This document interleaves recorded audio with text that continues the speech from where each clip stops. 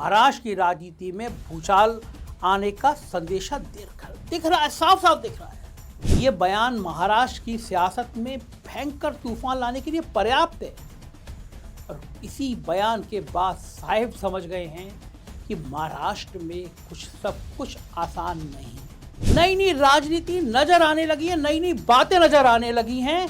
कुछ ऐसा घट रहा है जिससे विपक्षी दल भी परेशान हैं और भाजपा के खेमे में भी खलबली मची।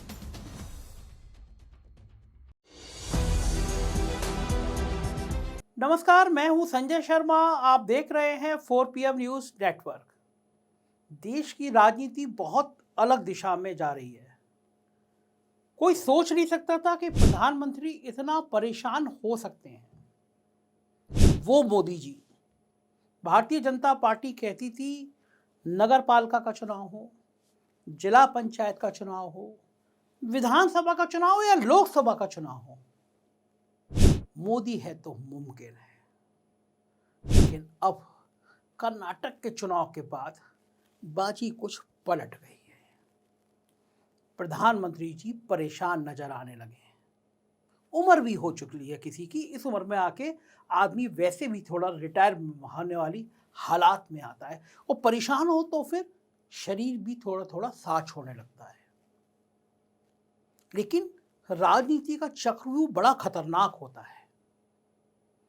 देश में जिस तरह ये इंडिया गठबंधन बना और जिस तरह राहुल गांधी की ब्रांडिंग तेज हुई और जिस तरह महाराष्ट्र की राजनीति हर दिन पलटा खा रही है, उसने साहब को बता दिया कि 2024 तो आसान नहीं है, पक्का आसान नहीं है।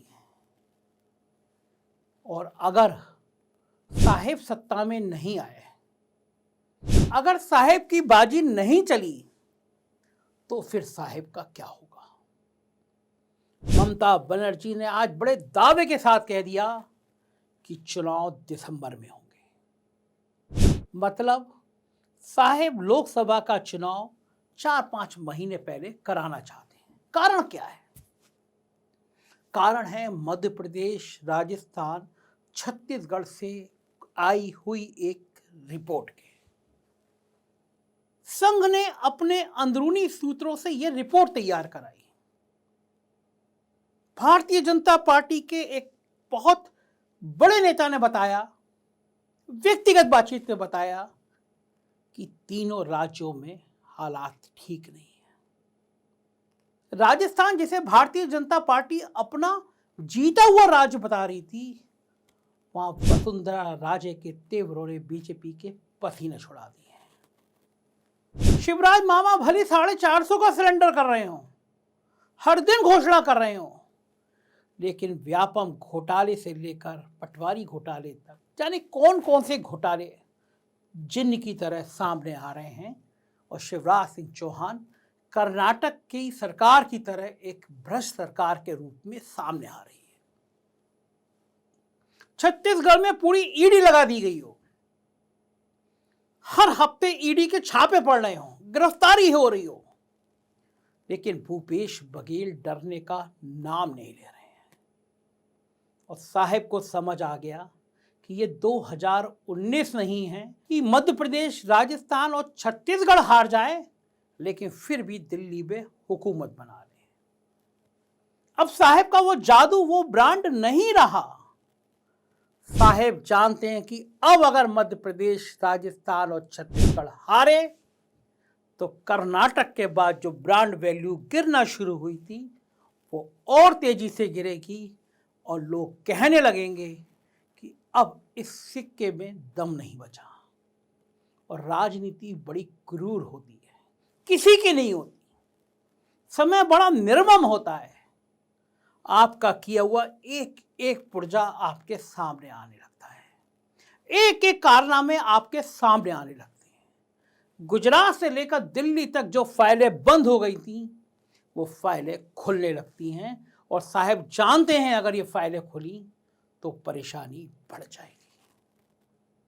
लिहाजा साहब के करीबी बताते हैं कि इन तीनों राज्यों के साथ लोकसभा चुनाव कराने का साहब का मन है, जो ममता बनर्जी ने आज खुलासा किया। कहा कि सारे संसाधन इकट्ठे किए जा रहे हैं, देश के सारे जहाज बुक किए जा रहे हैं, जिससे सेना जब तैयार हो साहब की, तो सारे संसाधन, सारे पूंजीपति उधर खड़े हों और विपक्ष के पास ताकत ना हो। लेकिन ये इंडिया ने भ्रम तोड़ दिया। राहुल गांधी ने, नीतीश कुमार ने, खड़गे ने, सारे विपक्ष ने यह भ्रम तोड़ दिया।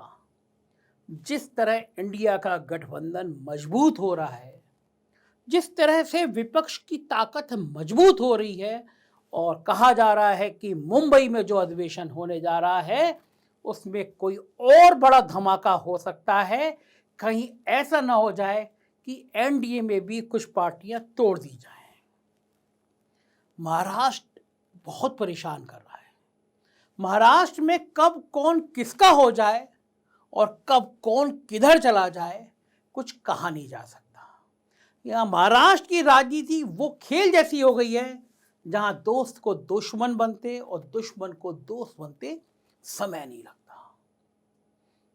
सियासत महाराष्ट्र की उस तरह हो गई है जहां दोस्त दुश्मन से इतर, अपने भी कब बेगाने हो जाए पता ही नहीं चलता, और अपने ही अपनों पर निशाना साधने लगे, इसका भी कोई भरोसा नहीं रहता।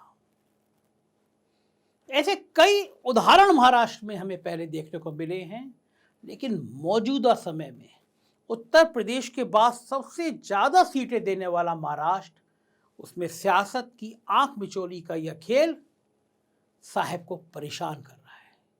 क्योंकि शरद पवार और अजीत पवार के बीच क्या चल रहा है, इससे हर कोई पूरी तरह से अनजान है। तो वहीं महाविकास अघाड़ी के घटक शिवसेना, उद्धव ठाकरे वाली शिवसेना और कांग्रेस के खेमे में काफ़ी बेचैनी बनी हुई है, क्योंकि उनको लग रहा है कि हम तोड़ देंगे। एनसीपी में दो फाड़कर अपने चाचा से अलग गए अजीत पवार ने डिप्टी सीएम का पद भले हासिल कर लिया हो, लेकिन इसके बाद शरद पवार और अजीत पवार के बीच ये जो लुका छुपी का खेल खेला जा रहा है, वो उन दोनों के अलावा किसी को समझ नहीं आ रहा। कोई भी समझ नहीं पा रहा कि आखिर चाचा भतीजे के बीच में खिचड़ी पक रही है तो क्या पक रही है।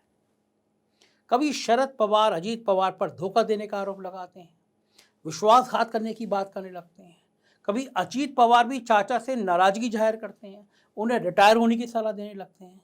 ऐसे बयानों को देखकर ये अंदाजा लगाया जाने लगता है कि चाचा भतीजे की राह अलग अलग हो गई। लेकिन खेल में अभी कुछ और खेल बाकी हैं, अभी काफी खेल बाकी हैं।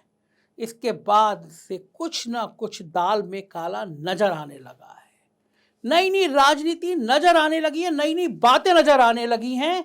कुछ ऐसा घट रहा है जिससे विपक्षी दल भी परेशान हैं और भाजपा के खेमे में भी खलबली मची हुई है। क्योंकि पार्टी में दो फाड़ होने के बावजूद कभी अजीत पवार शरद पवार के साथ बैठकर घंटों निजी मीटिंग करते रहते हैं, कभी शरद पवार और सुप्रिया सुले एनसीपी में किसी भी तरह के टूट और दो फाड़ होने से साफ इनकार करते हैं।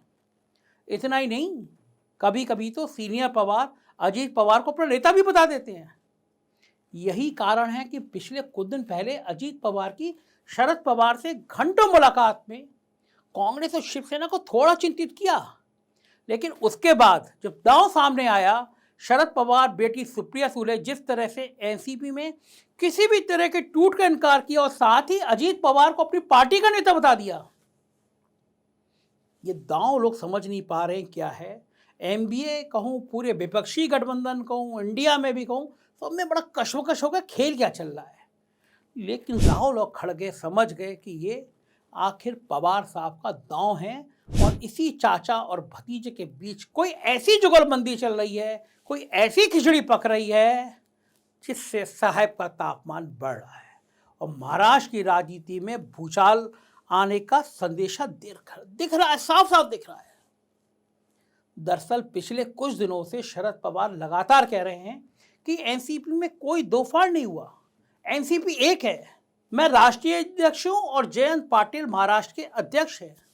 अजीत पवार अब भी हमारी पार्टी के नेता है, मुझमें और उनमें कोई मतभेद कभी थे ही नहीं, बस हम लोगों ने राह अलग पकड़ी है। ये बयान हर राजनीतिक दल और राजनीतिक विश्लेषक के लिए एक काफ़ी अहम रहता है। इसके अलग अलग अर्थ निकाले जाते हैं। ये बयान महाराष्ट्र की सियासत में भयंकर तूफान लाने के लिए पर्याप्त है।